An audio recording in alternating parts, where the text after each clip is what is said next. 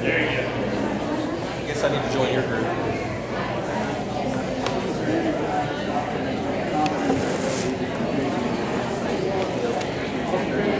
Of course, I'm just curious if anyone would consider high scores in math and science a priority. So far, good. Two tables over there didn't think it was important. Okay, so they're out. Good on you. Okay, you can wrap up your conversations.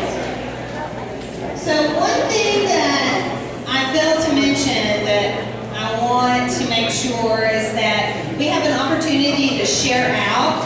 So as I walk around, I may ask some of you to share some of your comments at the table, and then some of you may want to volunteer to do that. So I also failed to ask, because I'm interested, how many of you in here are employees of the district? Okay, and this may be double. You may be an employee and have children, but how many of you have children currently in the school system? Great, all right. So how many community members, this could be double too, that work here in the community and maybe hire your students here in the community? Good. Now we want to hear from you guys for sure tonight, because we want to hear about the kind of people that you want to hire, right? So what are you looking for when you're hiring? So highest hopes. I recruited someone way back here in the back. See, they sat back here because they thought they weren't going to be called on. See, I was a teacher for way too long for that. So I want to ask them, because I heard their discussion was really good, what are your highest hopes for the students here? Well, we discussed that it's our goal to educate the whole child. It's more than just academics, there's the social and emotional aspect as well, and that at Enid Public Schools we strive to teach more than the standards, and it's the life skills and the communication skills for students to be successful in college and careers and life. Okay, so the whole child, all of those pieces. Anyone else? Your table had a really great discussion. You can nominate someone to talk at your table. We're okay with that. Anyone else that wants to share? I'm coming over here because I heard you guys. It was good too.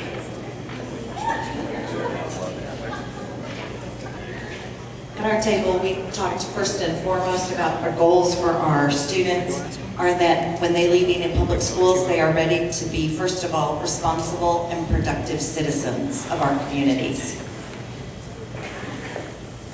It's always great, right? To be able to be productive.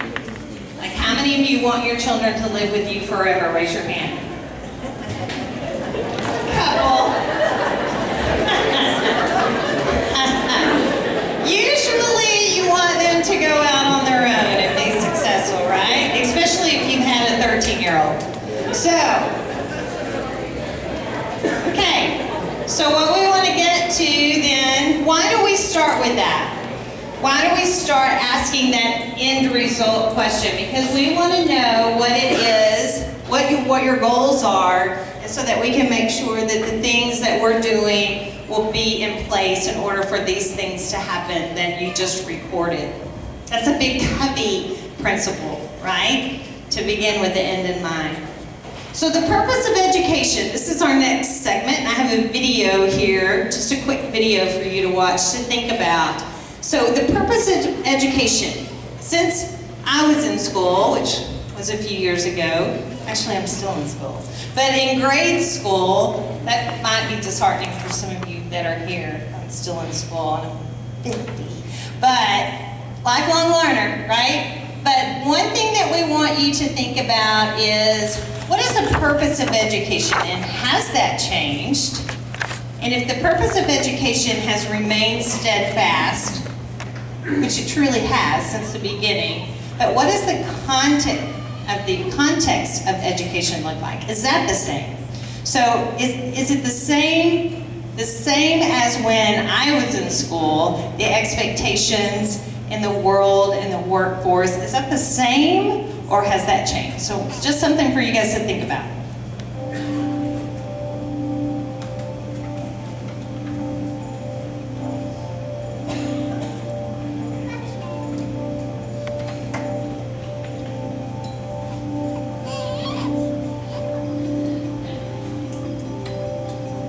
Since the dawn of its existence, the purpose of public education has been fairly simple and straightforward. We want our kids to grow up to be happy, healthy, productive members of society. Even though our purpose in education has remained steadfast for over 150 years, a lot of things have changed. Remember the pioneer days? Well, probably not, but it looked something like this. During this time, people mostly lived in small rural communities and predominantly worked on family-owned and operated farms. So how did we educate and prepare children to function successfully in this environment? Well, unless you were rich enough to afford a private tutor, your children were educated in one of these, a one-room schoolhouse. Think about how well this matched the context of the day. School schedules matched the agrarian calendar, and students were educated in small, multi-age, cooperative learning groups. As students mastered the basics, they became apprentices, learning trades, crafts, the family business. We call this Education 1.0. Education imitated the lifestyle and work environment that people were engaged in at the time. But come the turn of the 20th century, society changed with the dawn of the Industrial Revolution.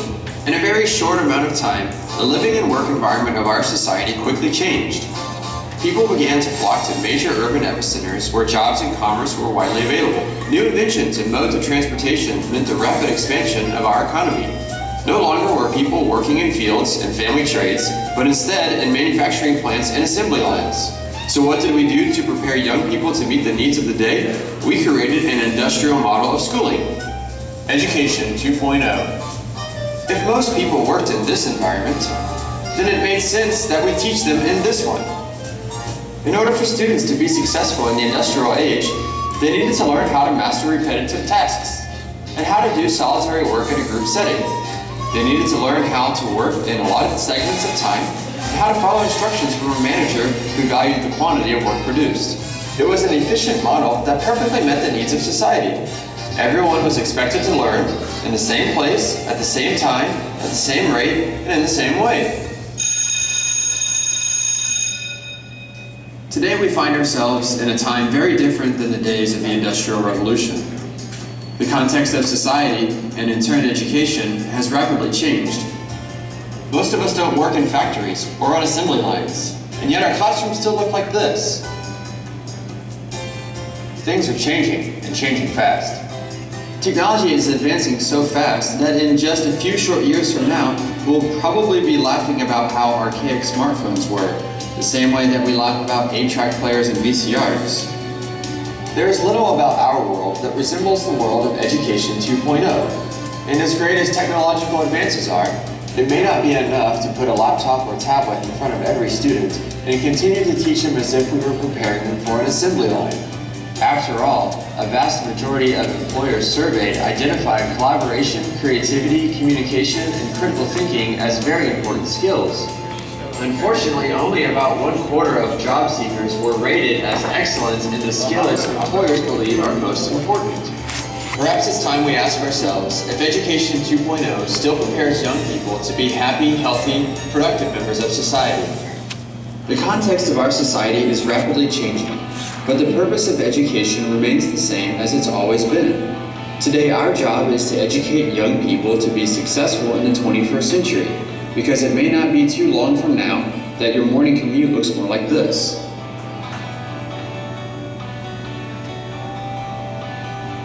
There's a vast world of possibilities for young people today, and if we want them to be equipped with the skills necessary to be successful in Life 3.0, then it's probably time that we start talking about Education 3.0.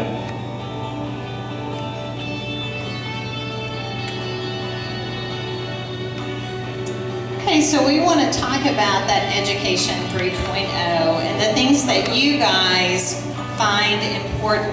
One thing I love about the video is it does talk about the importance of technology, but I love the part in there that says it's not enough just to set a computer in front of someone, right? That you have to go beyond that and think beyond that. So with that in mind, Here is some statements from the visioning document that was created for the Oklahoma Public Schools. And they talk about the environment that will maximize the potential and develop leaders for your students in this global society that we live in now.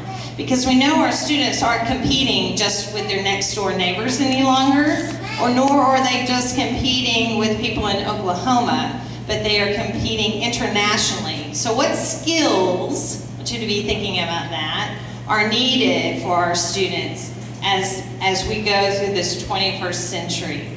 So more about the visioning project for education. This is again in Oklahoma. More about building supports for the vision based on research, and we're going to talk about some of that research here tonight, and to develop this document that they have and also use that for your strategic planning processes. Here's a piece of research that is referenced in this For the People document that talks about the important priorities for educational change. And you can see one of those is public engagement, which we're addressing this evening and again at lunch when we met with the Rotary. So with that in mind, a quote here from the document is they want to reimagine the systems and policies and start thinking about what policies and what systems do we need in place in order to meet 21st century demands. So if I were to ask you this, and I said in your group, brainstorm a list of technology that students have today that you as an adult maybe did not have, what would you say? Pretty much everything, right? How many of you adults had cell phones growing up, right? And now can you even imagine your life without it? Might be easier actually. But now we can't even use the excuse, right, of I didn't get that email or I couldn't get right back to you, because you can always shoot a text in a meeting, call you later, or your email's coming right through and you can get that on your phone. Now you can just put in the address, right?